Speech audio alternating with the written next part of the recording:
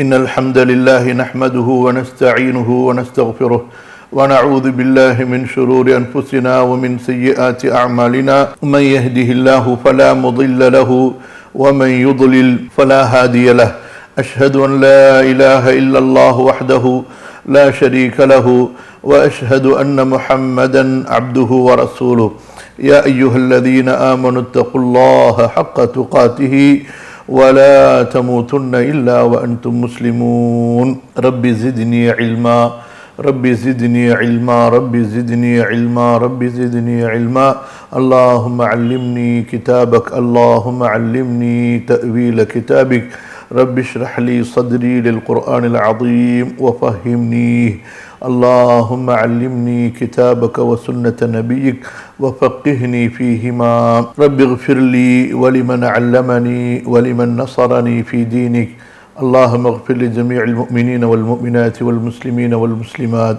கண்ணியத்திற்கும் மதிப்பிற்கும் உரிய அல்லாஹ்வின் அடியார்களே, அன்பிற்குரிய சகோதரர்களே சகோதரிகளே, அல்லாஹ் சுப்ஹானஹு வ தஆலா உங்களுக்கும் எனக்கும் இந்த வகுப்பிலே அருள் புரிய வேண்டும். நல்ல இல்மை கற்றுக்கொண்டு நல்ல அமலை செய்வதற்கு, அல்லாஹுவை நெருங்குவதற்கு, சொர்க்கத்தை பெறுவதற்கு அல்லாஹு தஆலா உதவ வேண்டும் என்று அல்லாஹ்விடத்திலே வேண்டியவனாக இந்த வகுப்பை ஆரம்பம் செய்கிறேன். அல்ஹம்துலில்லாஹ். தொடர்ந்து அல் குர்ஆனுடைய விரிவுரையை நாம் படித்து வந்தபோது இறுதியாக பல அமர்வுகளில் சூரத்து ஷம்ஸுடைய விளக்கங்களை பார்த்தோம். சென்ற குறிப்பிட்ட சில அமர்வுகளிலே இந்த சூரத்து ஷம்ஸிலிருந்து நாம் பெற வேண்டிய படிப்பினைகள், பாடங்கள் என்ன என்பதை நாம் பார்த்தோம். அதிலே குறிப்பாக 40 படிப்பினைகளை அல்ஹம்துலில்லாஹ் சென்ற அமர்விலே நாம் நிறைவு செய்தோம். இன்ஷா அல்லாஹ் இன்று மீதம் இருக்கக்கூடிய படிப்பினைகளில் சிலவற்றை பார்ப்போம்.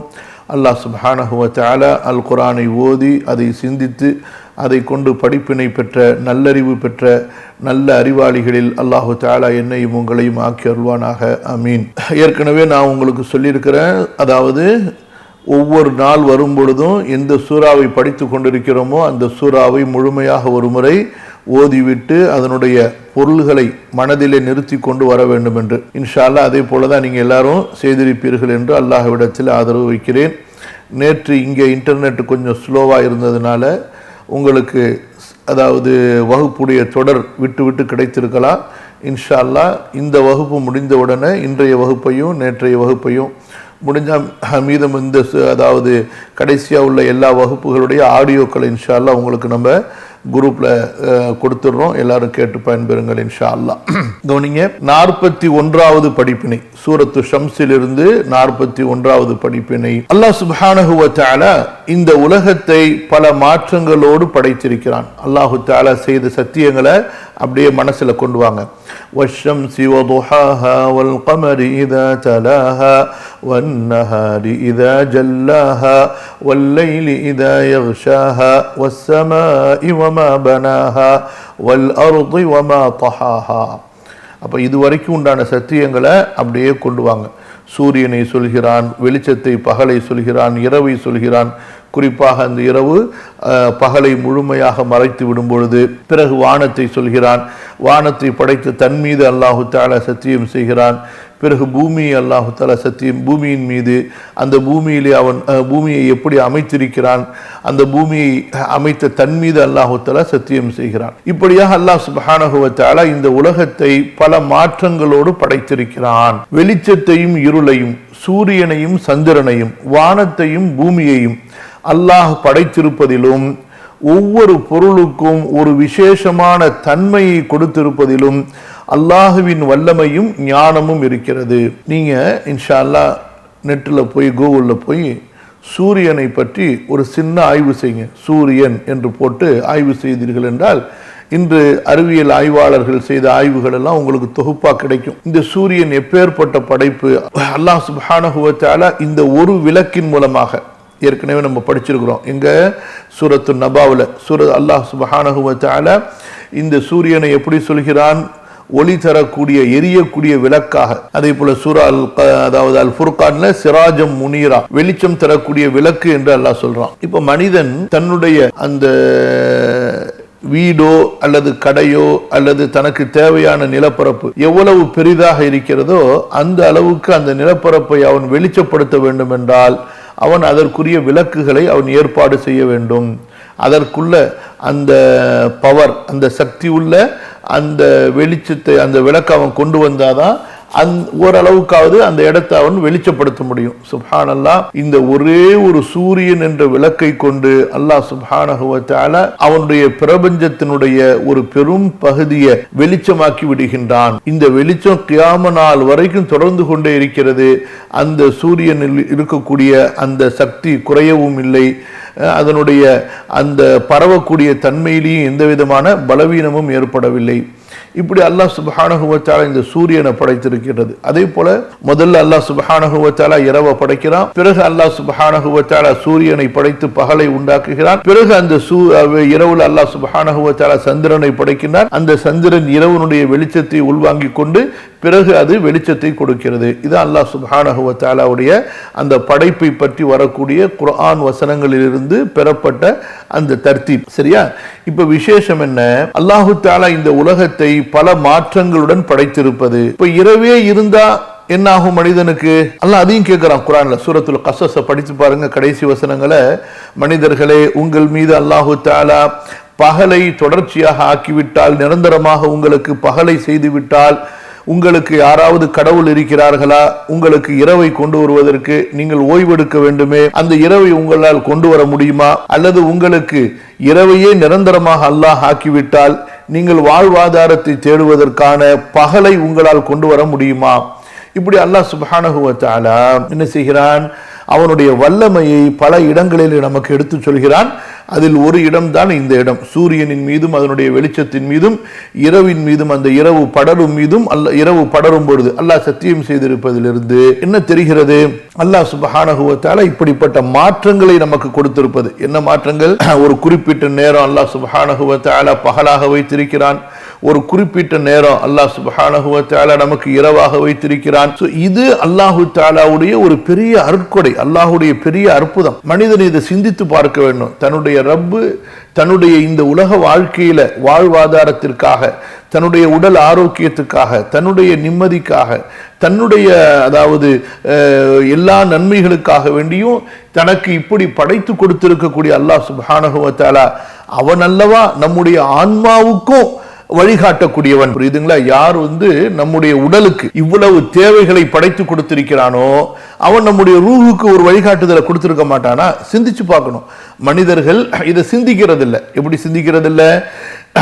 அதாவது படைத்த இறைவன் நம்முடைய உடல் தேவைகளுக்காக இப்பேற்பட்ட ஏற்பாடுகளை செய்திருக்கிறான். சூரிய வெளிச்சம் இல்லை என்றால் உணவு சாப்பிட முடியுமா? உணவு சாப்பிட முடியாது. சூரிய வெளிச்சம் இல்லை என்றால் இந்த உலகத்தில் எதுவுமே இயங்காது. அதே போல இரவு இல்லை என்றால் மனிதனால ஓய்வு எடுத்திருக்க முடியாது. மனிதனுடைய உடலுக்கு தேவையான ஓய்வு, நிம்மதி அந்த இரவிலே அல்லாஹு தஆலா வைத்திருக்கிறான். இப்படிப்பட்ட ஏற்பாடுகளை எல்லாம் நம்முடைய உடலுக்கு செய்து கொடுத்த அல்லாஹ் சுப்ஹானஹு வ தஆலா நம்முடைய உடலுக்குள் இருக்கக்கூடிய இந்த உடலை இயக்கக்கூடிய சக்தியாக இருக்கக்கூடிய ரூஹ், ஆன்மாவுக்கு அல்லாஹ் சுப்ஹானஹு வ தஆலா என்ன கொடுத்திருக்கிறான், அதை மனிதன் சிந்திக்க வேண்டும். அதை சிந்திக்கும் போதுதான் அவனுக்கு இந்த வஹீயுடைய வழிகாட்டுதல், குர்ஆனுடைய வழிகாட்டுதல், நபி ஸல்லல்லாஹு அலைஹி வஸல்லமுடைய வழிகாட்டுதல் அவனுக்கு கிடைக்கப்பெறும். அதை தேடும் பொழுது அவன் அதை கிடைக்கப் பெறுவான். பிறகு அதை கொண்டு அவன் பயன்பெறுவான். நீங்க பாருங்க, யாரெல்லாம் இஸ்லாமுக்கு நேர்வழிக்கு வந்திருக்கின்றார்களோ அவர்கள் எல்லாருடைய முதல் அந்த தொடக்கம் எங்கிருந்து? தேடுதலிலிருந்து ஆரம்பமாக இருக்கிறது. அவர்கள் நன்மையை, சத்தியத்தை, உண்மையை, வெளிச்சத்தை தேடினார்கள். அல்லாஹ் சுப்ஹானஹு வ தஆலா அவர்களுக்குரிய இந்த இஸ்லாமிய மார்க்கத்தின் பாதையை, இஸ்லாம் வரை வந்து சேரக்கூடிய அந்த நல்ல வழியை அல்லாஹு தஆலா அவர்களுக்கு இலகுவாக்கி கொடுத்தான். அவர்களுடைய உள்ளத்திற்கு அதை விரிவாக்கி கொடுத்தான். வமன் யுரிதில்லாஹு அன் யஹ்தியஹு யஷ்ரஹ் ஸத்ரஹு லில் இஸ்லாம் வமன் யுரித் அன் யுதில்லஹு யஜ்அல் ஸத்ரஹு ضيقا حرجا كأنما يصعد في السماء. சரியா? அப்ப இதை மனிதன் சிந்திச்சு பார்க்கணும். நம்ம உணரணும், அல்லாஹ் அக்பர், எனக்கு என்னுடைய உணவுக்கு, என்னுடைய உடைக்கு, என்னுடைய உயிர், எவ்வளவு விஷயங்கள் அல்லாஹ் சுப்ஹானஹு வ தஆலா எனக்கு இந்த வாழ்க்கையில் ஏற்படுத்தி கொடுத்திருக்கிறான். அப்படி என்றால் அவன் கொடுத்திருக்கக்கூடிய ஆன்மாவுக்குரிய வழிகாட்டுதல் தான், ஆன்மாவுக்குரிய அவன் கொடுத்திருக்கக்கூடிய வழிகாட்டுதல் தான் எனக்கு வெற்றியை தேடித்தரும், எனக்கு உண்மையான ஒரு சுபிட்சத்தை, சஆதத், நர்பாக்கியத்தை தேடித்தரும் என்பதை மனிதன் புரிய வேண்டும். புரியுதா? அதன் பக்கம் சுட்டி காட்டுதல் இந்த வசனங்களில் இருக்கின்றன. அல்லாஹு தஆலா இந்த உலகத்தை பல மாற்றங்களுடன் படைத்திருக்கின்றான். வெளிச்சத்தையும் இருளையும், சூரியனையும் சந்திரனையும் வானத்தையும் பூமியையும் அல்லாஹு தஆலா படைத்திருப்பதிலிருந்தும், அதற்கு பிறகு ஒவ்வொரு பொருளுக்கும் ஒரு விசேஷமான தன்மையை கொடுத்திருப்பதிலும் அல்லாஹு தஆலாவுடைய வல்லமையும் ஞானமும் இருக்கிறது. அடுத்து 42வது படிப்பினை, வானம் நிறுத்தப்பட்டிருப்பதும் பூமி விரிக்கப்பட்டிருப்பதும் பகலை வெளிச்சமாக்கியதிலும் இரவை இருளாக்கியதிலும் அல்லாஹுவின் அத்தாட்சி இருக்கிறது. வானம் நிறுத்தப்பட்டதிலும் போட்டுக்கங்க. வானம் நிறுத்தப்பட்டதிலும் பூமி விரிக்கப்பட்டதிலும் பகலை அல்லாஹு தஆலா வெளிச்சமாக்கியதிலும் இரவை இருளாக்கியதிலும் அல்லாஹுடைய பெரிய அத்தாட்சி இருக்கிறது. சிந்திச்சு பார்க்கணும். அல்லாஹ் சுப்ஹானஹு வஸ்ஸமாஇ வமா பனாஹா, வானத்தின் மீதும் அவற்றை படைத்தவன் மீது சத்தியமாக, அவற்றை கட்டியவன் மீது சத்தியமாக என்று அல்லாஹ் சொல்கிறான். நம்ம ஒரு வீடு கட்டுறதா இருந்தா நமக்கு எவ்வளவு பொருட்கள் தேவை, எவ்வளவு சிரமங்கள் தேவை, எவ்வளவு பல மனிதர்களுடைய உதவி தேவை. இந்த வகையில பார்க்க போனா மனிதனை விட பிற படைப்புகள் புத்திசாலிகளாகவும் பலசாலிகளாகவும் இருக்கின்றன. மனிதனை விட பிற படைப்புகள் இயற்கை தேவைகளை நிறைவேற்றிக் கொள்வதில் புத்திசாலிகளாகவும் பலசாலிகளாகவும் இருக்கின்றன. கோடிக்கணக்கான பறவைகள், குருவிகள் எந்த காலேஜிலையும் போய் இன்ஜினியரிங் படிக்காம தன்னுடைய வீடுகளை கூடுகளை தானாக கட்டிக்கொள்கின்றன. பிறருடைய உதவி இல்லாமல் ஒரு பறவை தனித்தனியாக தனக்கு தேவையான அந்த பொருட்களை தேடி எடுத்து தானே அந்த வீட்டை உருவாக்கி கொள்கிறது. ஒவ்வொரு பறவையும் தன்னுடைய சுய தேவைகளை ஒரு கட்டத்திற்கு மேல் தானே தேடி தானே தன்னுடைய வாழ்க்கையை நிர்ணயித்துக் கொள்கிறது, தேடிக்கொள்கிறது. ஆனா மனிதனோ பிறந்ததிலிருந்து இறப்பு வரை பிற மனிதர்களுடைய தேவை உள்ளவனாக, பிற மனிதர்களை அண்டி வாழக்கூடியவனாக, அவர்களோடு ஒதுங்கி வாழக்கூடியவனாகவே இருக்கிறான். அவர்களின் உதவிகளை எதிர்பார்த்தவனாகவே இருக்கிறான். இது அல்லாஹ் சுப்ஹானஹு வ தஆலா மனிதனை நான் பலவீனமாக படைத்திருக்கிறேன் என்று சொல்லியதனுடைய உண்மையை நமக்கு புரிய வைக்கிறது. புரியுதுங்களா? அப்ப அல்லாஹ் சுப்ஹானஹு வ தஆலா நம்ம ஏற்கனவே படிச்சோம். இங்க வன்னாசிஆத்ல அன்தும் அஷத்து ஹல்கன் அமிஸ் ஸமா, வானம் அவ்வளவு பெரிய படைப்பு. இப்ப இவ்வளவு பெரிய வானத்தை அல்லாஹ் சுப்ஹானஹு வ தஆலா முகடுகள் இல்லாம தூண்கள் இல்லாம இவ்வளவு பெரிய வானத்தை அல்லாஹ் சுப்ஹானஹு வ தஆலா தூண்கள் இல்லாமல் நிறுத்தி இருக்கிறான். எந்த மெட்டீரியலை கொண்டு அல்லாஹ் தஆலா உருவாக்குனா? ஒரு மனிதன் ஒரு வீட்டை கட்டுறதாக இருந்தா எத்தனை மெட்டீரியல் தேவை? மனிதனால எந்த ஒரு மெட்டீரியலையும் தன்னுடைய அறிவாற்றலால் புதுமையாக இல்லாமையிலிருந்து உள்ளமைக்கு கொண்டு வர முடியாது. அல்லாஹ் படைத்த பொருட்களிலிருந்து ஒரு பொருளை உருவாக்கக்கூடிய அறிவை, சக்தியை அல்லாஹு தஆலா இந்த மனிதனுக்கு கொடுத்திருக்கிறானே தவிர ஒரு பொருளை இல்லாமையிலிருந்து உள்ளமைக்கு கொண்டு வரக்கூடிய அறிவை, ஆற்றலை அல்லாஹு தஆலா இந்த மனிதனுக்கு கொடுக்கவில்லை. அந்த ஆற்றல் அல்லாஹ் ரப்பு ஒருவனிடம் மட்டுமே இருக்கிறது. இல்லாமையிலிருந்து உள்ளமைக்கு கொண்டு வரக்கூடிய சக்தி அல்லாஹ் ஒருவனுக்கு மட்டும்தான் இருக்கிறது. அதனாலதான் அல்லாஹ் சுப்ஹானஹு வ தஆலா வஸ்ஸமாஇ வமா பனாஹா என்று சத்தியம் செய்கிறான். ஆக இந்த வானத்தை இல்லாமையிலிருந்து உள்ளமைக்கு கொண்டு வந்தான். அதனுடைய தடிப்பத்தை அல்லாஹு தஆலா எவ்வளவு பெரிய ஒரு தடிப்பமாக ஆக்கினான் என்றால் கோடிக்கணக்கில், அதாவது மனிதனுடைய எண்ணிக்கையால் எண்ணி முடிக்க முடியாத மிக பிரம்மாண்டமான நட்சத்திரங்களை விளக்குகளாக அதில் பொருத்தினான். இன்னா ஸய்யன்னா ஸமாஅ பிஸீனத்தினில் கவாகிப், நாம் முதல் வானத்தை நட்சத்திரங்கள் என்ற அலங்காரங்களால் அலங்கரித்தோம் என்று அல்லாஹ் சொல்கிறான். ஒவ்வொரு நட்சத்திரமும் இந்த பூமியை விட, சூரியனை விட அத்தனை மடங்கு, பல லட்சம் மடங்கு பெரியது. அந்த நட்சத்திரங்களை பொருத்தக்கூடிய அளவுக்கு அந்த வானத்தினுடைய தடிப்பம் பெரியது என்று சொன்னால் சுப்ஹானல்லாஹ், அவ்வளவு நட்சத்திரங்களை தாங்கக்கூடிய ஆற்றலை அந்த வான முகட்டுக்கு அல்லாஹ் கொடுத்திருக்கிறான் என்றால் அல்லாஹ் எவ்வளவு பெரிய ஆற்றல் உள்ளவன், அதற்கான எவ்வளவு பெரிய அறிவை அந்த திட்டம் அல்லாஹ்விடத்தில் இருந்தது என்று பார்க்கிறோம். புரியுதுங்களா?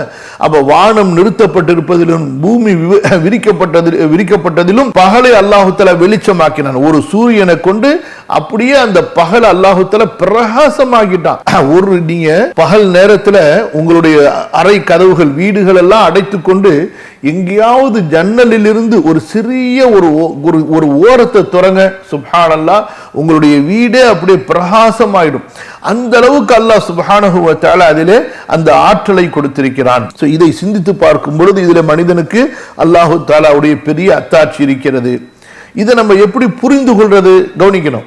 அப்ப இப்பேற்பட்ட ஆற்றல் உள்ள அல்லாஹு தஆலா நான் அவனுக்கு கீழ்ப்படிந்தால் எனக்கு நற்கூலி கொடுப்பதற்கும், அதே போல யார் அவனை மீறுகிறார்களோ, அவனுடைய கட்டளையை, மார்க்கத்தை மீறுகிறார்களோ அவர்களை தண்டிப்பதற்கும் ஆற்றல் உள்ளவன் என்ற உண்மையை புரியணும். வெறும் வானம் பெருசா இருக்கு, பெரிய ஆற்றலோடு அல்லாஹ் தஆலா அதை படைத்திருக்கிறான், அவ்வளவு பிரம்மாண்டமான வானம் என்று வெறும் அந்த வானத்தை அல்லது அந்த சூரியனை அதை கொண்டு நாம் பெறக்கூடிய படிப்பினையை, புரியுதுங்களா, அந்த படிப்பினைய நம்ம சிந்தித்து விட்டு போறதுக்கு பெருசு கிடையாது. எது பெருசு? இப்படிப்பட்ட அல்லாஹ் சுப்ஹானஹு வ தஆலா, இப்படிப்பட்ட அல்லாஹ் தஆலா எனக்கு நற்கூலி கொடுப்பதற்கும் ஆற்றல் பெற்றவன், நான் அவனுக்கு கீழ்ப்படிந்தால், இப்படிப்பட்ட ஆற்றல் உள்ள அல்லாஹ்வுக்கு நான் கீழ்ப்படியவில்லை என்றால் என்னுடைய நிலைமை என்னவாகும்? அதை பயப்படணும். அதே போல இத்தகைய அல்லாஹ்விற்கு ஒருவன் மாறு செய்வானேயானால் அவனை தண்டிப்பதற்கு அல்லாஹ் ஆற்றல் உள்ளவன். அதனாலதான் இந்த சூறாவை முடிக்கும் பொழுது மாறு செய்தவர்களுக்கு அல்லாஹ் தஆலா கொடுத்த தண்டனையை சுட்டி காட்டுகின்றான். அடுத்து 43வது படிப்பினை, மனிதனின் ஆன்மா என்பதும் இந்த பிரபஞ்சத்துக்கு ஒப்பான ஒரு பிரபஞ்சம் தான். அப்ப இந்த மொத்த வானம், பூமி, சூரியன், சந்திரன், இதுல உள்ள எல்லாவற்றையும் ஒரு பிரபஞ்சமாக எடுத்துக்கொண்டால் மனிதனை மட்டும் தனியா அவன் ஒரு தனி பிரபஞ்சத்தை போன்றவன். அதாவது இந்த மனிதனுக்குள்ளார வானம் இருக்கு, பூமி இருக்கு, சூரியன் இருக்கு, சந்திரன் இருக்கு, அதே போல கடல் இருக்கு, திடல் இருக்கு, ஆகாயம் இருக்கு, மேகம் இருக்கு, எல்லாமே இருக்கு இந்த மனுஷனுக்குள்ளார. அதாவது மற்ற பிரபஞ்ச படைப்புகளுக்குள்ளார என்னென்ன ஆற்றல், வலிமை இருக்கிறதோ, தன்மை இருக்கிறதோ, அந்த எல்லா தன்மைகளையும் உள்ளடக்கியவனாக மனிதனுடைய ஆன்மாவை அல்லாஹு தஆலா படைத்திருக்கிறான். அதனாலதான் விசேஷமா வனஃப்ஸின் வமா சவ்வாஹா என்று கடைசியா இந்த பிரபஞ்ச படைப்புகளை எல்லாம் அல்லாஹ் சொல்லிவிட்டு அதற்கடுத்து இந்த நஃப்ஸ் அல்லாஹு தஆலா சொல்கிறான் என்றால், அப்ப இந்த நஃப்ஸ் இருக்குதே, இது ஒன்று மட்டுமே இந்த பிரபஞ்ச படைப்புகளுக்கு ஒப்பானது. அந்த அளவுக்கு அல்லாஹ் சுப்ஹானஹு வ தஆலா இந்த நஃப்ஸுக்கு கண்ணியமும் கொடுத்திருக்கின்றான், ஆற்றலும் அல்லாஹு தஆலா கொடுத்திருக்கிறான். வேற எந்த படைப்புமே பாருங்க ஒரு இடத்திலிருந்து இன்னொரு இடத்துக்கு அதனால நகர முடியாது. குறிப்பிட்ட ஒரு எல்லைக்குள்ளாரதான் அது போக முடியும். அதற்கு அல்லாஹ் சுப்ஹானஹு வ தஆலா நிர்ணயித்திருக்கக்கூடிய அந்த வரையறை, அந்த பாதைக்குள்ளாரதான் அது போக முடியும். அது கடலா இருக்கட்டும், நதிகளாக இருக்கட்டும், மேகங்களாக இருக்கட்டும், மழைகளாக இருக்கட்டும், அதே போல சுற்றி வரக்கூடிய கோள்களாக இருக்கட்டும், எல்லாமே ஒரு குறிப்பிடப்பட்ட ஒரு அமைப்புக்குள்ளாரதான். ஆனா மனிதன் இருக்கின்றானே, சுப்ஹானல்லாஹ், இவன் கடலில் மிதப்பதற்குரிய கப்பலையும் செய்வதற்கு ஆற்றல் பெற்றவன், ஆகாயத்தில் பறந்து செல்வதற்குரிய விமானங்களை செய்வதற்கும் ஆற்றல் பெற்றவன், அதே போல கடலுடைய ஆழத்திற்குள் செல்வதற்குரிய கருவிகளை கண்டுபிடிப்பதற்கும் ஆற்றல் உள்ளவன், பூமியில நடப்பதற்கும் விரைவாக செல்வதற்குரிய கருவிகளை கண்டுபிடிப்பதற்கு ஆற்றல் உள்ளவன்.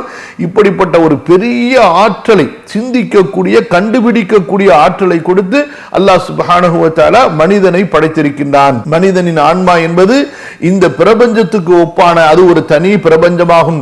இந்த பிரபஞ்சத்தில் அல்லாஹு தஆலா படைத்திருக்கின்ற அத்தனை தன்மைகளையும், வெளிப்பாடுகளையும், அற்புதங்களையும், மாறுபட்ட தன்மைகளையும், வித்தியாசமான குணங்களையும், வியக்கத்தக்க மாற்றங்களையும் அல்லாஹு தஆலா மனிதனுக்குள் படைத்திருக்கிறான். பகலை போல வெளிச்சமாகவும் இருப்பான், இரவை போல இருளாகவும் இருப்பான், மழையை போல மனிதர்களுக்கு பயன் தரக்கூடியதாகவும் இருப்பான், அதே நேரத்தில் புயலை போல, வெள்ளத்தை போல அழிவை தரக்கூடியவனாகவும் இருப்பான். எல்லா குணங்களும், பிரபஞ்சத்தில் இருக்கக்கூடிய எல்லா மாற்றங்கள், குணங்கள் இந்த மனிதனுக்குள் இருக்கின்றன. மனிதன் ஒரு மிக வித்தியாசமான ஒரு அற்புதமான ஒரு படைப்பு.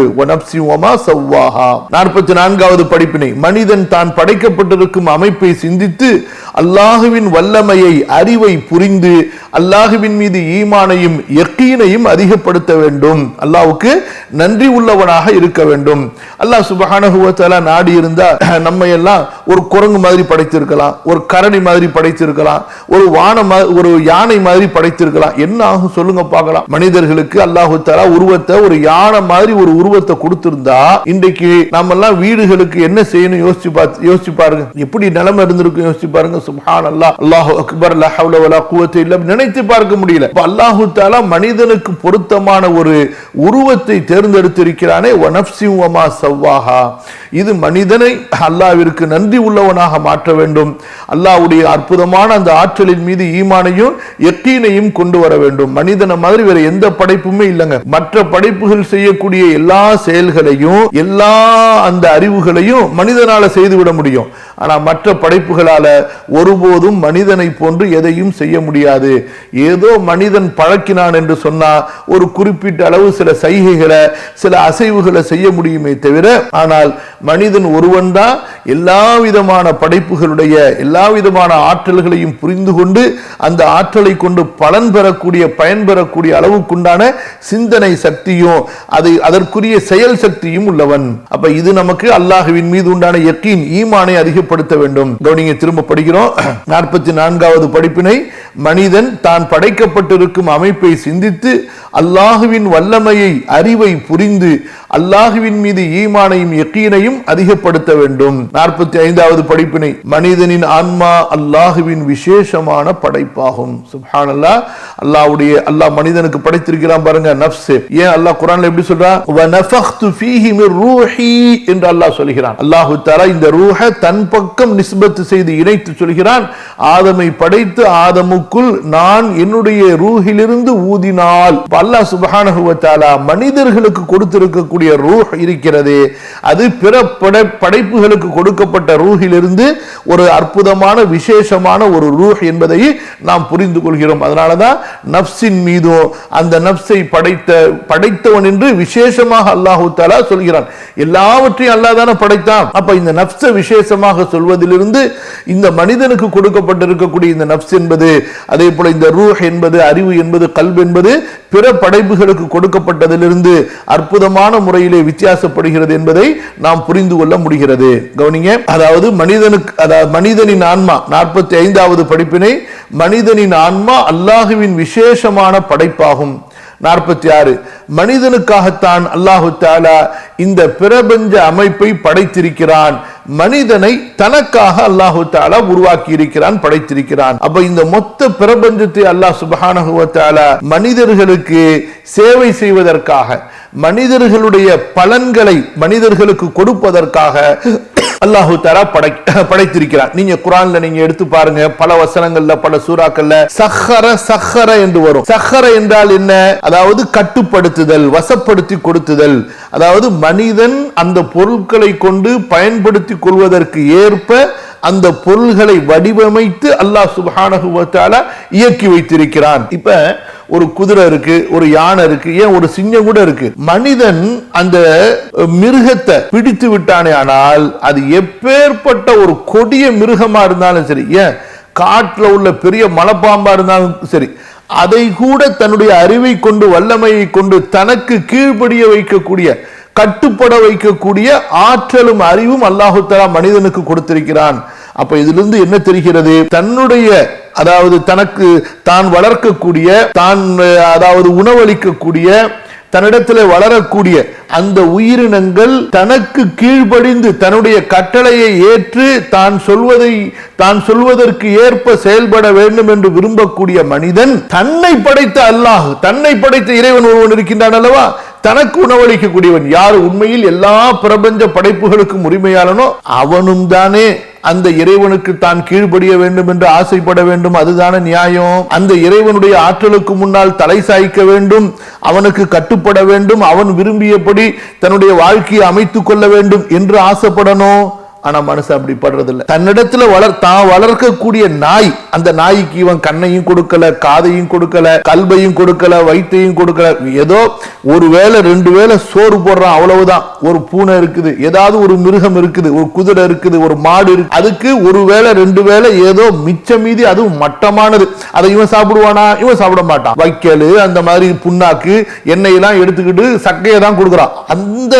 அதை சாப்பிடக்கூடிய அந்த உயிரினங்கள், அதுவும் அல்லாஹ் படைச்ச உயிரினம், தன்னுடைய வேலையை செய்ய வேண்டும், தனக்கு கட்டுப்பட வேண்டும் என்று விரும்பக்கூடிய மனிதன் அல்லாஹ்விடத்திலிருந்து எல்லா நிஅமத்துகளையும் ஃப்ரெஷ்ஷா, அல்லாஹ்விடத்திலிருந்து எல்லா நிஅமத்துகளையும் ஃப்ரெஷ்ஷா, பசுமையா, அதே போல முழுமையா பயன்பெறக்கூடிய இந்த மனிதன் சுப்ஹானல்லாஹ் என்னையும் படைத்து எனக்கு தேவையான உணவுகளையும் படைத்து எனக்கு தேவையான வசதிகளையும் செய்து கொடுக்கக்கூடிய அந்த அல்லாஹ்வுக்கு நான் எந்த அளவு முழுமையாக முதன்மையாக கீழ்ப்படிந்து கட்டுப்பட்டு நடக்க வேண்டும் என்று சிந்திக்க வேண்டும். ஆனா மனிதர்கள் பல பேர் அப்படி சிந்திக்கிறது இல்லை. அந்த முன்இம், அந்த பேர் அருளாளன், பேர் உபகாரியுடைய அந்த உபகாரத்தை சிந்திக்கிறது இல்லை. அதனாலதான் நன்றி கெட்டத்தனமாக நடக்கின்றார்கள். அல்லாஹ் சொல்கிறான், வ இன் தஅது நிஅமத்தல்லாஹி லா துஹ்ஸூஹா இன்னல் இன்சான லஸலூமுன் கஃபூர். கஃபார். அல்லாஹ்வுடைய நிஅமத்துகளை நீங்கள் எண்ணினால் உங்களால் எண்ணி முடிக்க முடியாது. மனிதனோ நன்றி கெட்டவனாக அநியாயக்காரனாக இருக்கிறான். அல்லாஹ் பாதுகாப்பானாக. அல்லாஹு தஆலா நன்றி கெட்டத்தனத்திலிருந்து என்னையும் உங்களையும் நமது சந்ததிகளையும் அல்லாஹு தஆலா பாதுகாப்பானாக. கவனிங்க, மனிதனுக்காகத்தான் அல்லாஹு தஆலா இந்த பிரபஞ்ச அமைப்பை படைத்திருக்கிறான். மனிதனை தனக்காக அல்லாஹு தஆலா படைத்திருக்கிறான். அப்ப இந்த மனிதன் அல்லாஹ்வுக்கு நன்றி உள்ளவனாக இருக்க வேண்டும். இவையெல்லாம் எனக்கு அல்லாஹ் கொடுத்திருக்கிறான். அப்ப அந்த அல்லாஹ்வுக்கு சேவை செய்யறது. அல்லாஹ்வுக்கு சேவை என்ன? அல்லாஹ்வுக்கு இபாதத் செய்யறது. அப்படி இபாதத் செஞ்சா என்ன கிடைக்கும்? அதுக்கு அல்லாஹு தஆலா நமக்கு சொர்க்கத்தை தருகிறேன் என்று வாக்களித்திருக்கிறான். 47வது படிப்பினை, ஒவ்வொரு மனிதனும் நேரு வழியை இறையச்சத்தை இயல்பாகவே தேர்ந்தெடுக்கும் பிரியம் உள்ளவனாக.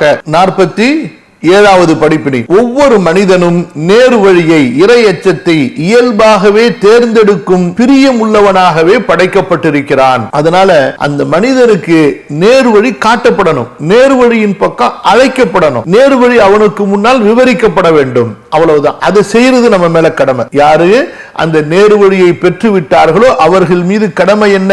இந்த நேரு வழி கிடைக்காதவர்களுக்கு, இந்த நேரு வழியை தெரியாதவர்களுக்கு விளக்கி சொல்ல வேண்டிய கடமை நமக்கு இருக்கிறது. அல்லாஹ் சுப்ஹானஹு வ தஆலா உள்ளத்துல ஏற்படுத்தி இருக்கக்கூடிய அல்ஹமஹா ஃபுஜூரஹா வ தக்வாஹா, கண்டிப்பா அல்லாஹ் சுப்ஹானஹு வ தஆலா அந்த உள்ளத்துல நேரு வழியை தக்வாவை ஏற்றுக்கொள்ளக்கூடிய அந்த உதிப்பை அறிவை அல்லாஹ் கொடுத்திருக்கிறான். அந்த உள்ளம் ஏற்றுக்கொள்ளும். அதற்கு சொல்ல வேண்டிய முறையில் சொல்லப்படுமையானால், அதை கேட்க வேண்டிய முறையில் அந்த அடியான் கேட்பானேனால் கண்டிப்பா அவனுக்கு நேரு வழி நிச்சயம். ஒரு மனிதனுக்கு நேரு வழி கிடைக்கவில்லை என்றால், ஒரு மனிதனுக்கு நேரு வழி அந்த இறையச்சத்தினுடைய பாதை கிடைக்கவில்லை என்றால் அங்க கண்டிப்பா 2 கோளாறுகளில் ஒரு கோளாறு இருக்கும்.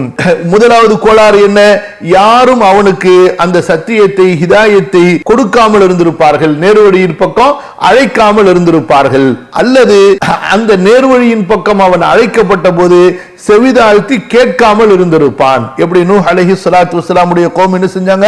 வஜஅலு அஸாபிஅஹும் ஃபீ ஆதானிஹிம் வஸ்தக்ஷௌ சியாபஹும் வஅஸர்ரு வஸ்தக்பரு இஸ்திக்பாரா, விரல்களை காதுல வச்சு பூத்திக்கிட்டாங்க, இருக்கிற ஆடையெல்லாம் எடுத்து வச்சு போத்திக்கிட்டாங்க, ஓடி போனாங்க. புரியுதுங்களா? அப்ப கண்டிப்பா 2 கோளாறு இருக்கும். ஒரு கோளாறு என்ன? நேர்வழி கிடைக்கப்பட்டவர்கள் அந்த அமானிதத்தை பிற மக்களுக்கு எடுத்து சொல்லாமல் இருந்திருப்பார்கள். இன்றைக்கு நாம இருக்கிற மாதிரி குற்றவாளிகளா? அல்லது அவர்களுக்கு எடுத்து சொல்லப்படும் பொழுது அவர்கள் செவிதாழ்த்தி காது கொடுத்து கேட்காமல் சிந்திக்காமல் இருந்திருப்பார்கள். அல்லாஹ் பாதுகாக்கணும். அதனால குற்றம் உங்கள் மீது வராமல் பார்த்து கொள்ள வேண்டும். கவனிங்க, 47வது படிப்பினை மீண்டும் படிக்கிற, ஒவ்வொரு மனிதனும் நேரு வழியை இறையச்சத்தை இயல்பாகவே தேர்ந்தெடுக்கும் பிரியமுள்ளவனாகவே படைக்கப்பட்டிருக்கிறான். 48வது படிப்பினை, மனிதனுக்கு அவன் நல்லதை செய்வதற்கு மத்தியிலும் கெட்டதை செய்வதற்கு மத்தியிலும் முழு சுதந்திரமான சக்தி உள்ளவனாக இருக்கிறான். மனிதனுக்குங்கிறத மனிதன் போட்டுங்க, சரியா? இன்ஷால்லா பின்னாடி கடைசியா மொத்தமா அனுப்பும் பொழுது உங்களுக்கு திருத்தி அனுப்புவோம். மனிதன் இருக்கிறானே, சில பேர் என்ன சொல்லுவாங்க? எல்லாம் விதி விதின்னு விதி மேல போடுவாங்க. விதியில இவன் செய்வதுதான் எழுதப்பட்டிருக்கிறதே தவிர இவன் விரும்பாதது எழுதப்பட்டு இவன் மேல கத்தி வச்சு இவன் கழுத்துல துப்பாக்கியை வச்சு எதுவும் நிர்பந்திக்கப்படுறது கிடையாது. எந்த ஒரு செயலை நீங்கள் செய்தாலும் அந்த செயலை நீங்கள் உங்கள் விருப்பத்தோடு சுயமாக செய்வதாகத்தான் நீங்கள் உணர்கிறீர்களே தவிர நீங்கள் நிர்பந்திக்கப்படுவதாக நீங்கள் அறவே எண்ண முடியாது, நினைக்க முடியாது.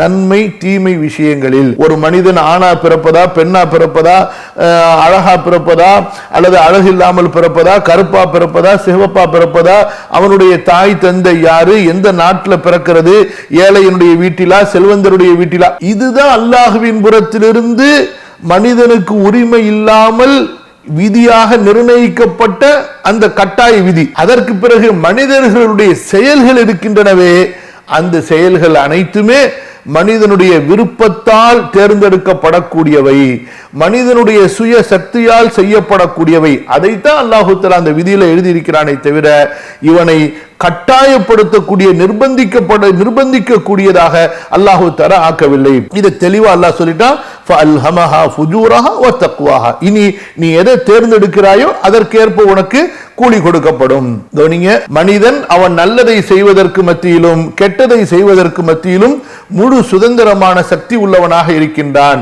49வது படிப்பினை, ஆகவே மனிதன் தன்னுடைய செயலுக்கு தானே பொறுப்பாளனாக இருக்கிறான். மனிதன் தன்னுடைய செயலுக்கு தானே பொறுப்பாளனாக இருக்கிறான். அல்லாஹ்வின் மீது இவன் பழி போட முடியாது. எப்படி முஷ்ரிக்குகள் பழி போட்டார்கள் அல்லவா, வலவ் ஷா அல்லாஹு மா அஷ்ரக்னா வலா ஆபாவுனா வலா ஹர்ரம்னா மின் தூனிஹி மின் ஷை, அல்லாஹ் நாடி இருந்தால் நாங்களோ எங்களது மூதாதைகளோ ஷிர்க் செய்திருக்க மாட்டோம், அல்லாஹ் அனுமதிக்காததை நாங்கள் ஹராமாக்கி இருக்க மாட்டோம் என்றெல்லாம் வரட்டு வாதம் பேசினார்கள் அல்லவா. அது பொய் என்பது நமக்கு தெளிவாகி விடுகிறது. ஒரு மனிதன் தொழுகைக்கு வராம நோன்பு வைக்காமல் இருந்து கொண்டு அல்லாஹ்வின் மீது பழி போடுவது இருக்கிறதே, இது அவன் பொய்யன் என்பதற்குரிய அடையாளம். ஆகவே மனிதன் தன்னுடைய செயலுக்கு தானே பொறுப்பாளனாக இருக்கிறான். நல்லதை தேர்ந்தெடுத்து வெற்றி பெறுவது, கெட்டதை செய்து அழிவில் விழுவது, இரண்டும் மனிதனுக்கு ஒரே அளவான காரியம்தான். ரெண்டுக்கும் ஒரே மாதிரி சக்தி இருக்கு. நீனு நல்லதை செய்வதற்கும் அல்லாஹ் உனக்கு சக்தி கொடுத்துட்டான்,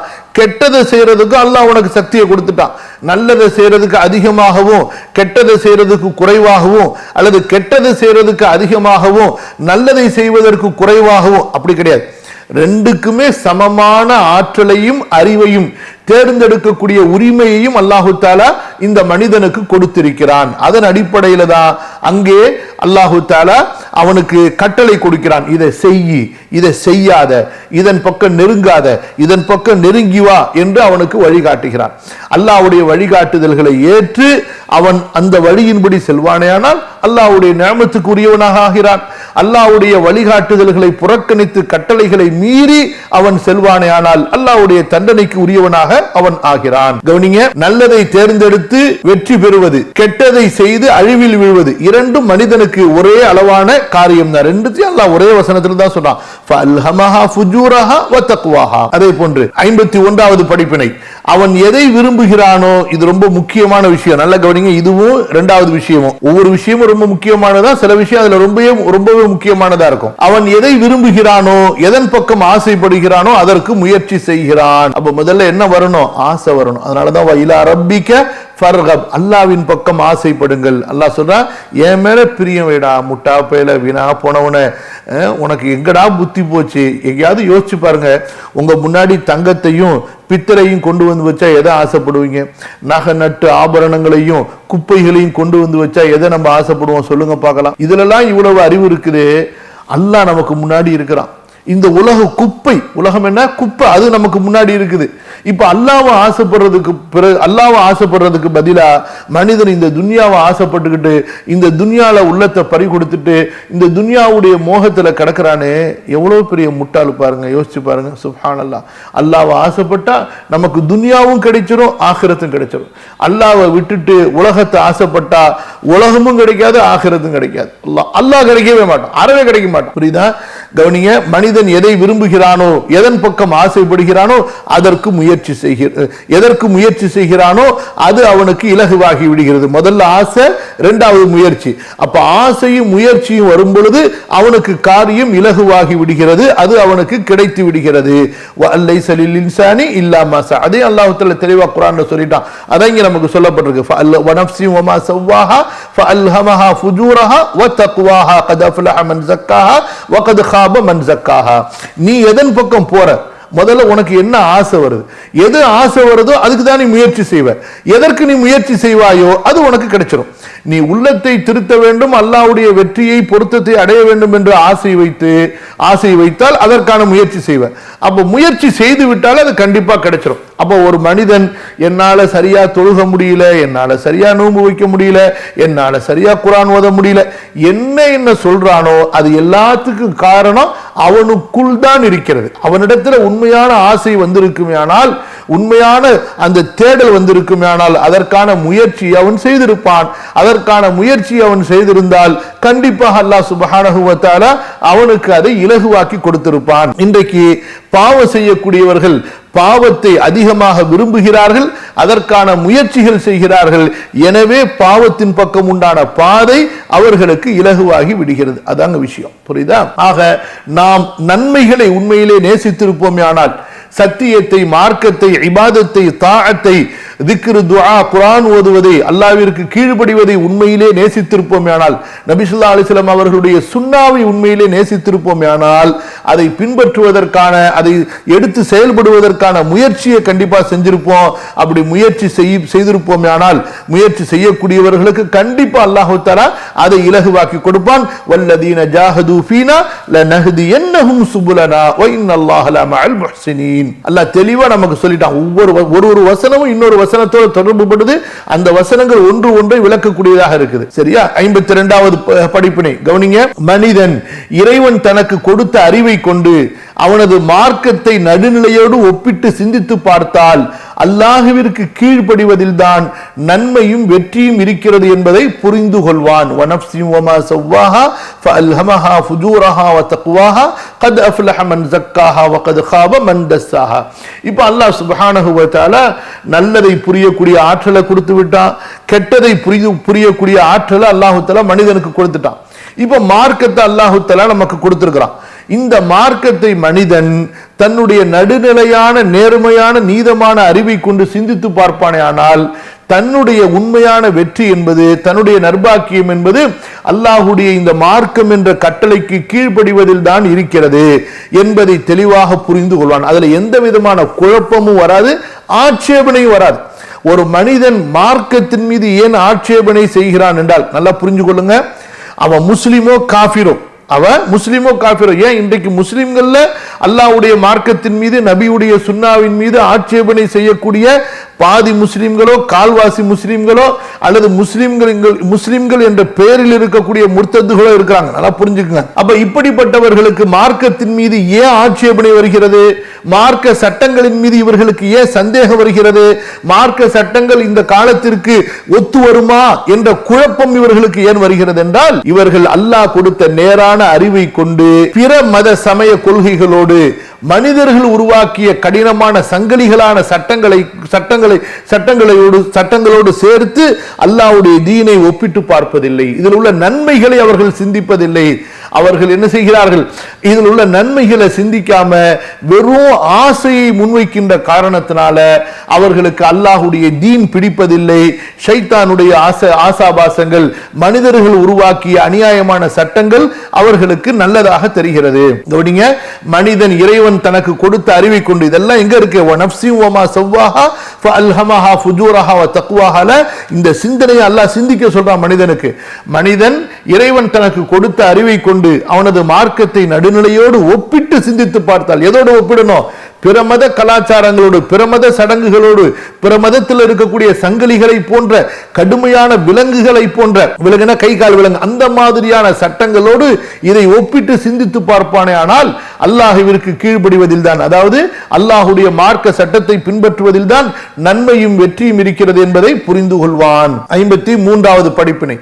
மனிதனின் எல்லா செயல்களுக்கும் மனம்தான் முக்கிய காரணம். நம்முடைய எல்லா செயல்களுக்கும் எது காரணம்? நம்முடைய மனம்தான், நப்சு தான். இதுதான் முதல் காரணம். இந்த நப்சு விரும்பாதத மனிதனால செய்யவே முடியாதுங்க, செய்யவும் மாட்டான். ஒரு குழந்தை பிள்ளைக்கு பாருங்களேன், ஒரு மருந்தை உங்களால கொடுத்துட முடியுமா? அதுக்கு பிடித்தமான உணவா இருந்தா வாயை திறந்துகிட்டு 10 தடவை கேட்கும். அதுக்கு பிடிக்காத உணவா இருந்தா நீங்க என்ன செய்யணும் தெரியும். உங்களுக்கு குழந்தை பிள்ளைக்கு மருந்து கொடுக்கறதா இருந்தா எப்படி கொடுப்பாங்கன்னு சொல்லிட்டு, அந்த மாதிரி தான். இதுதான் ஒரு உதாரணம். நப்சுக்கு அதிகமான நம்முடைய மார்க்க அறிஞர்கள், முன்னோர்கள் குழந்தையை தான் உதாரணம் சொல்றாங்க. அந்நப்சு கத்திஃபிலி இன் துஹ்மில்ஹு ஷப்ப அலா ரிதாஇ வ இன் துஃப்திமுஹு யன்ஃபதிமி. சின்ன குழந்தை புள்ள மாதிரி தான். அதுக்கு அறிவே கிடையாது. நம்ம தான் நினைச்சுக்கிறோம் நம்ம டிகிரி வாங்கிட்டோம், MBA ஆயிட்டோம், MCA ஆயிட்டோம், மண்ணாங்கட்டி ஆயிட்டோம், மண்ணா போயிட்டோம்னு சொல்லிட்டு பின்னாடி தான் நிறைய வாழு தொங்குது. ஆனா இங்க என்ன தொங்குது? இங்க குர்ஆனும் ஹதீஸும் தொங்குனாதான் இந்த மண்டை, இல்லைன்னா குப்பை. சரியா? இப்ப மனிதர்களுக்கு எல்லா செயல்களுக்குமே, மனிதனுடைய எல்லா செயல்களுக்குமே முக்கியமான காரணம் என்ன? அவனுடைய மனம்தான், நப்சு தான். அப்ப அந்த நப்சு எங்க போகுதோ அது பின்னாடி மனிதன் போய் விடுவான். எப்படி இறையை தேடி அந்த கால்நடைகள் இறையை காட்டினா அந்த அந்த மாடு ஆடு போய்கிட்டே இருக்கு பாருங்க, அந்த மாதிரி தான் இந்த மனம் எங்க போகுதோ அது பின்னாடி மனிதன் போயிடுவான். அதனாலதான் முதல்ல நப்சால் அல்லாஹ்வை முன்னோக்கணும். வஜ்ஜஹ்து வஜ்ஹிய லில்லாஹ், அல்லாஹ்வுக்கு நம்முடைய முகத்தை, அந்த முகம் எதற்கு சொல்லப்படுது? மனிதனுடைய உடல்லையே சிறந்த பகுதி அந்த, அதாவது மனிதனுடைய அந்த உள்ளம், அந்த உயிர், அந்த ஆன்மா அல்லாஹ்வை முன்னோக்குவது. அதனாலதான் நம்ம நிய்யத் வைக்கிறோம். ஒவ்வொரு தொழுகையிலையும் ஒவ்வொரு இபாதத்திலையும் நான் அல்லாஹ்வுக்காக தொழுகிறேன்னு முதல்ல கல்புல அந்த எண்ணத்தை கொண்டு வரோம். அதுக்கப்புறம் தான் வஜ்ஜஹத்தை நம்ம ஓதுறோம் தக்பீர் சொல்லிட்டு. அப்ப மனிதனுடைய எல்லா செயல்களுக்கும் மனம்தான் முக்கிய காரணம். அதனாலதான் வனஃப்ஸி வமா ஸவ்வாஹா ஃபஅல்ஹமஹா ஃபுஜூரஹா வ தக்வாஹா கத் அஃப்லஹ மன் ஸக்காஹா வ கத் காப மன் தஸ்ஸாஹா. இந்த மனதை நீ ஒழுங்கா வைத்துக்க, சரி பண்ணிக்க, இதை சுத்தப்படுத்திக்க.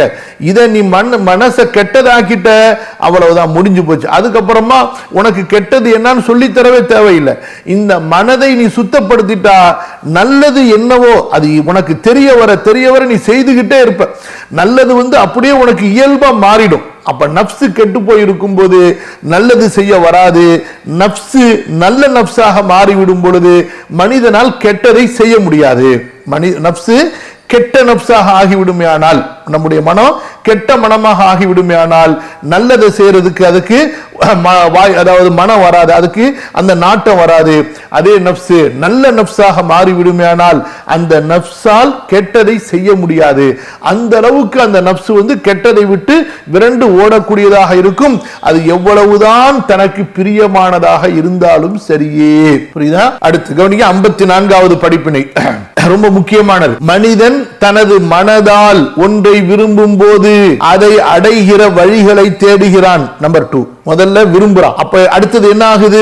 அதற்கான வழிகளை தேடுகிறான். அந்த வழிகள் சிரமமாக இருந்தாலும் தூரமாக இருந்தாலும் அவன் அதை இலகுவாகவும் சமீபமாகவும் உணர்கிறான். எது வரைக்கும்? விருப்பம் இருக்கிற வரைக்கும் தாங்க, ஆசை இருக்கிற வரைக்கும் தான். வெயில்ல நிப்பான், அவ்வளவு கொளுத்தக்கூடிய வெயில்ல. யாருக்காக? தான் விரும்பியவரை தேடுவதற்காக, பார்ப்பதற்காக. வெயிலே தெரியாது. ஆனா அதே நேரத்தில் அவனுக்கு விருப்பமாக இல்லை என்றால் ஒரு மனிதனை ஏசி ரூமுக்குள் இருந்து கொண்டு எதிர்பார்ப்பது கூட அவனுக்கு சிரமமாக இருக்கும். அப்ப இந்த விருப்பம் தான் சஹாபாக்களுக்கு, நபிமார்களுக்கு, ரசூல் ஸல்லல்லாஹு அலைஹி வஸல்லம் அவங்களுக்கு தொழுகையில நிக்கிறது கால் வலிச்சு வீங்கி காயமாகி சீலாகி கொப்பளமாகி தண்ணி ஓடுது. ஆனாலும் அவங்களுக்கு வழி தெரியல. நமக்கு ஒரு சூறாவை முழுசா ஓதுறதுக்கு கூட வக்கு இல்லாத சோம்பேறிகளா இருக்கிறோம். தொழுகையில நிக்கிறதுக்கே அதாவது சடைவடையக்கூடிய, அதாவது சரியான மட சாம்பிராணிகளா இருக்கிறோம். புரியுதா? ஆனா அதே நேரத்தில் எங்கேயாவது போய் கியூல நிக்க சொல்லுங்க, யாராவது ஃப்ரீயா கொடுக்குறாங்க, ரொட்டி கொடுக்குறாங்க, பங்கூஸ் கொடுக்குறாங்கன்னு சொல்லிட்டு கியூல நிக்க சொல்லுங்க, மணிக்கணக்கா நிற்பாங்க. எங்கேயாவது ஃப்ரீயா கிடைக்குதுன்னு சொல்லுங்க, ஏதாவது, அது எவ்வளவு பெரிய கியூவா இருந்தாலும் சும்மா கிடைக்குதுல அப்படின்னு. அல்லாஹ் தஆலா சொர்க்கத்தை தரேங்கிறான், மஹ்ஷர்ல நிக்கிறத லேசாக்குறேங்கிறான். அல்லாஹ்வுக்கு முன்னாடி நிக்கிறதுக்கு வலிக்குது. அப்ப ஏன்னு சொன்னா அந்த, அதாவது மனம் அங்க ஈடுபடல. புரியுதா? சஹாபாக்களுக்கு காலில் அம்பு, விஷ அம்பு குத்தி வலி துடிக்கிறாங்க, ரத்தம் ஓடுது. ஆனா தொழுகையை முடிக்க மனசு இல்லை. நமக்கு ஏசி இல்ல, ஃபேன் இல்ல, பள்ளிவாசல்ல கரண்ட் போயிருச்சுன்னு சொன்னா இந்த இமாம் சாப் ஏண்டா இன்னா ஓதி இருக்க மாட்டாரா? ஜும்மா தொழுகையில சப்பி ஹிஸ்மவை முழுசா ஓதிட்டாரு, இவரெல்லாம் ஒரு அறிவாளி இமாம் சாபா அப்படின்னு இமாம் சாபை குறை சொல்லக்கூடிய அளவுக்கு தான் நம்முடைய ஈமானுடைய அறிவு இருக்குது. பாத்துக்குங்க. புரியுதுங்களா? வெயில், மழை, குளிர்னு சொல்லிட்டு தொழுகைகளை சுருக்கக்கூடிய முட்டாள்களுக்கு நான் சொல்கிறேன், இந்த வெயில், மழை, குளிர் என்று உங்களுடைய தேவையில ஏதாவது ஒரு தேவையை நீங்க சுருக்கி இருக்கிறீங்களா? அல்லது உங்களுடைய தேவைகளை வேண்டாம் என்று விட்டு இருக்கிறீங்களா? ஆனா அல்லாஹ்வுடைய இபாதத்து மட்டும் உங்களுக்கு ரொம்ப அற்பமாக ஆகிவிட்டது. அதை நீங்க உங்க விருப்பத்துக்கு சுருக்கிப்பீங்க, உங்க விருப்பத்துக்கு நீங்க அதை கோளாறு பண்ணிப்பீங்க. எந்த அளவுக்கு அல்லாஹ்வுடைய தூதர் சுருக்குவதற்கு அனுமதி கொடுத்தார்களோ, ருக்ஸத் அல்லாஹ்வின் புறத்திலிருந்து, அதே போல நபியின் புறத்திலிருந்து அந்த சலுகை வந்திருக்கிறதோ அந்த அளவுக்கு தான் தொழுகையை நம்ம சுருக்கணுமே தவிர, நம்ம நப்சுக்கு ஏற்ற மாதிரி நமக்கு வெயில் அடிக்குது தொழுகையை சுருக்குவோம், நமக்கு மழை பெய்யுது தொழுகையை சுருக்குவோம், அப்படிலாம் நம்ம சுருக்கிக்க முடியாதுங்க. எல்லாம் நமக்கு இபாதத்துல இப்படித்தான் இருக்கணும்னு கொடுக்கப்பட்டுச்சு. அப்ப மனிதர்கள் இன்றைக்கு செய்யறாங்களே, அது அவர்களுடைய சோம்பேறித்தனம். மனசு, நப்சு இன்னும் ஈடுபடல. எதுல? தொழுகையில நப்சு ஈடுபடல. நப்சு எங்க ஈடுபட்டு இருக்கு? ஷைத்தான் காட்டக்கூடிய அலங்காரங்கள்ல. மணிகணக்கா தடுக்கப்பட்டதை பாக்குறாங்க, தடுக்கப்பட்டதுல நிக்கிறாங்க, தடுக்கப்பட்டதை பார்க்க ஓடுறாங்க, எங்கெங்கயோ போறாங்க. மலையில ஏறுறான், என்னமோ என்டர்டைன்மெண்டா, என்னமோ டிஸ்கவரியா, என்னமோ அது என்ன சொல்றது அவுட்டிங்கா. என்னடா இது? அறிவுள்ள உனக்கு இதுக்கெல்லாம் நீ சிரமப்படுறிய, இதுக்கெல்லாம் கஷ்டப்படுறிய.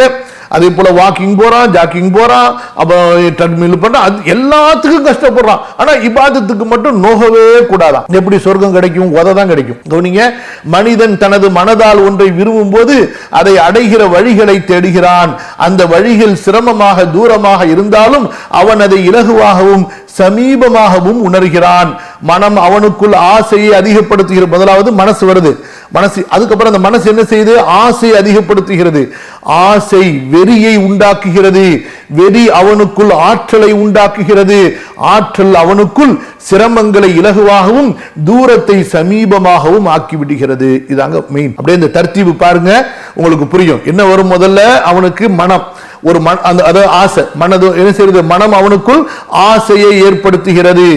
ஆசை அதற்கு அடுத்த தரஜாவுக்கு கொண்டு போகுது, வெறி, பேராசையோ வெறியை ஏற்படுத்துகிறது. அந்த வெறி இருக்கிறது அவனுக்குள் ஒரு விதமான ஆற்றலை உண்டாக்குகிறது.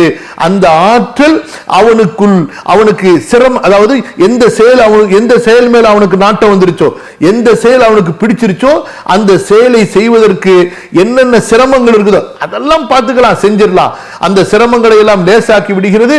அது எவ்வளவு தூரமாக இருந்தாலும் அந்த தூரத்தை அவனுக்கு சமீபமாக்கி விடுகிறது, துணிவை கொடுத்துருது.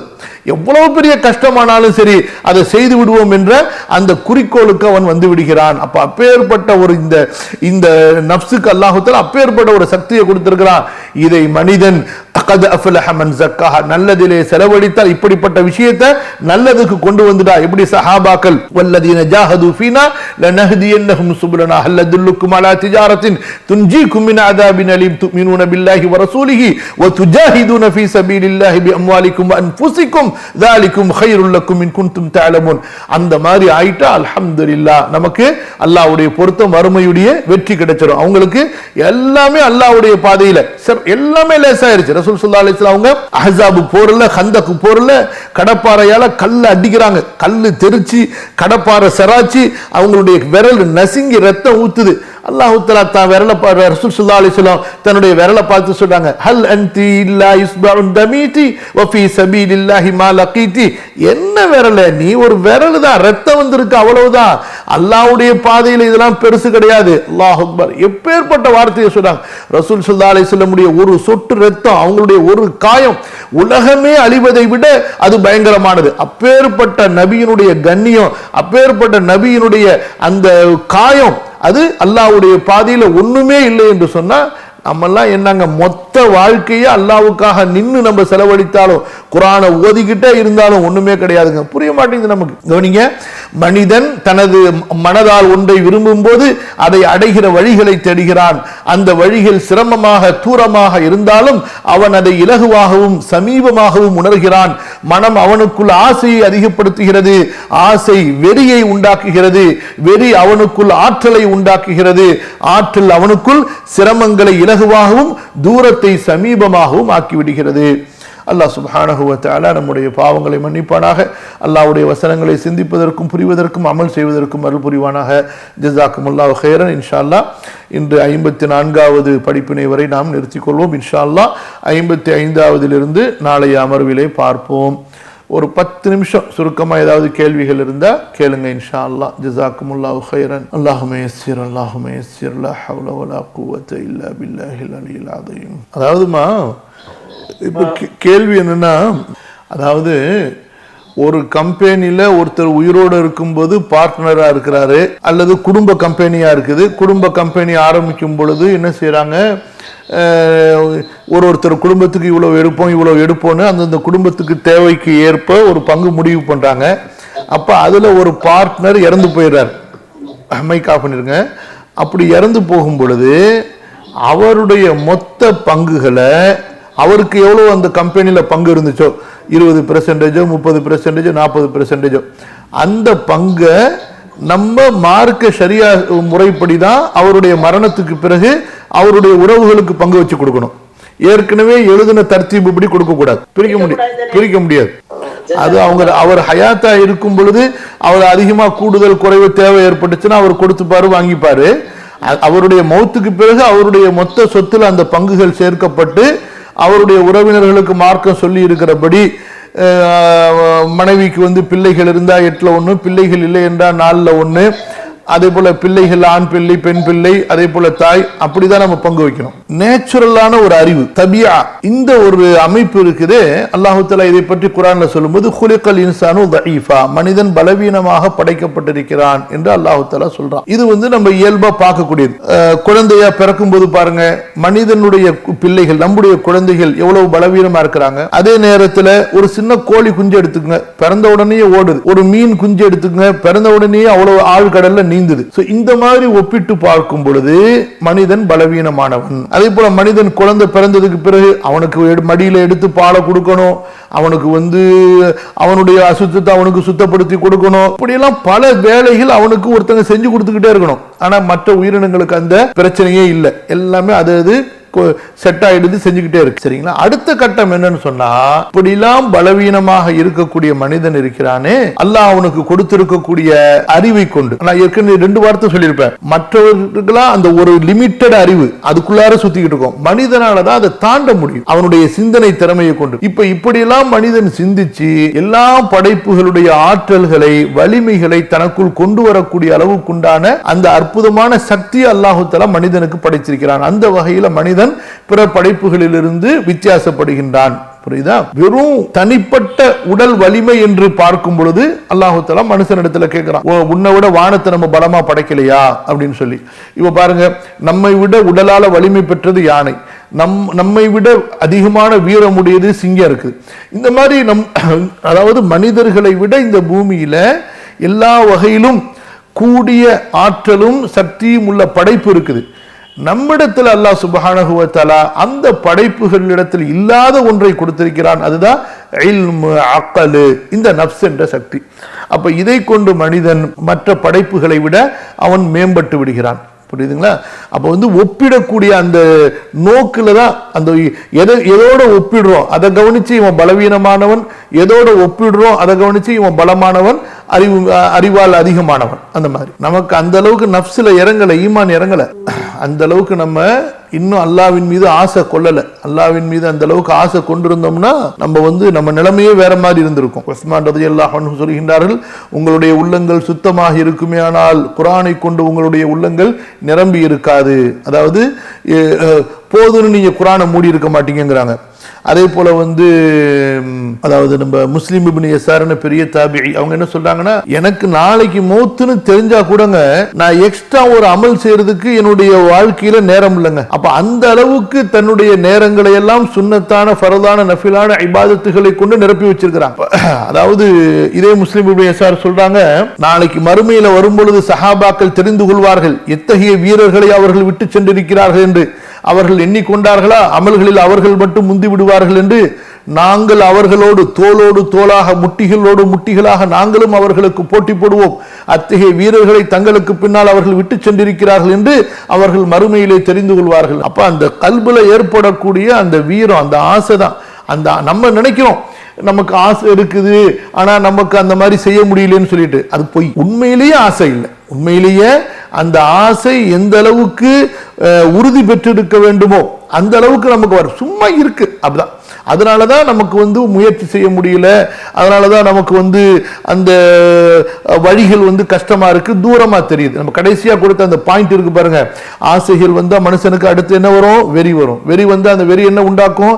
சக்தியை உண்டாக்கும். அந்த சக்தி தான் மனிதனுக்கு இபாதத்துகள்ல உள்ள சிரமங்களை அவனுக்கு இலகுவாக ஆக்கி காட்டும்.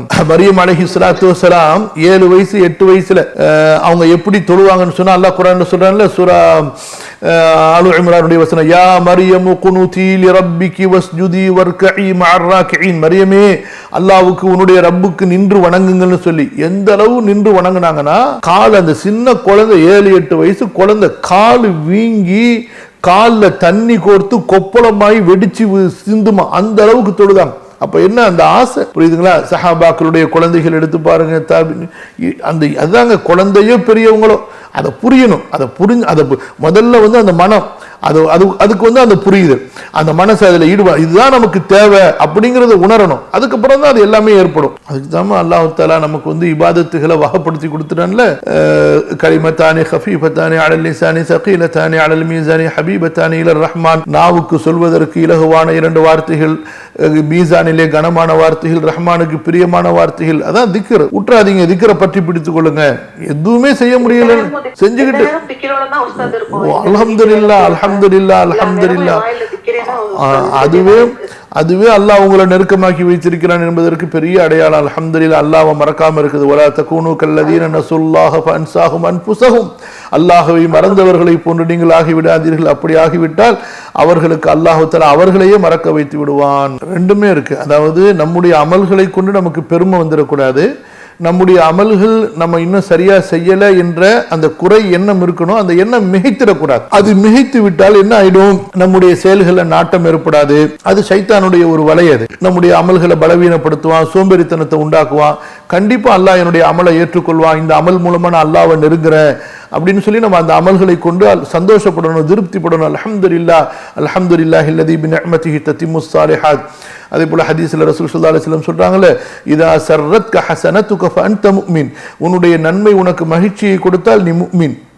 அதனால அல்ஹம்துலில்லாஹ் ஒரு இபாதத்தை செஞ்சு முடிச்சதுக்கு பிறகு அல்லாஹ்விடத்துல இஸ்திக்ஃபாரும் கேட்கணும். அதே போல அல்லாஹ்வை புகழணும். யா அல்லாஹ், இந்த நிஅமத்துக்கு எனக்கு, இந்த இபாதத்துக்கு, இந்த அமலுக்கு எனக்கு தௌஃபீக் கொடுத்தாய் என்று அல்லாஹ்வை நம்ம புகழ்ந்துகிட்டே இருக்கணும்.